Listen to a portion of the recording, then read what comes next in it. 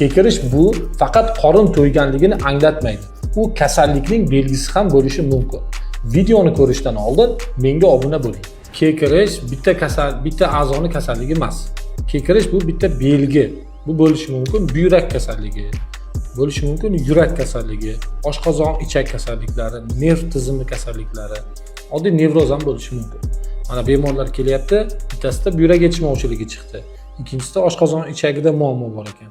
Yana bir bemorda nerv, ya'ni nerv tizimida o'zgarish chiqdi. Har birida o'ziga xos davo. Ya'ni bo'ldi kekirish bo'ldi, shunga hammasiga bir xil lichena qilmaymiz. Har birini sababiga qarab davolaymiz. Masalan, buyrak kasalligi bilan og'rigan bemorda buyrak yetishmovchiligini davo muolajalari bor, ularni davolaymiz va shu bilan birga kekirishni to'xtatadigan muolajalar qilamiz.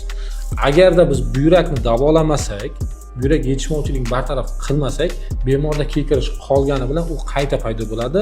Undan ham yomoni bemor buyrak yetishmovchiligidan o'lib ketadi. Buyrak yetishmovchiligida organizmdan siydik chiqib ketish kerak. Ya'ni bu siydik zaharli moddalar, mochevina, kreatinin. Buyrak yetishmovchiligida shu siydik chiqmasdan qonda ko'payib ketadi. Qonda to'planadi va bu organizmga zaharli ta'sir ko'rsatadi. Shu tufayli kekirish paydo bo'lgan. Biz aytgan bemorda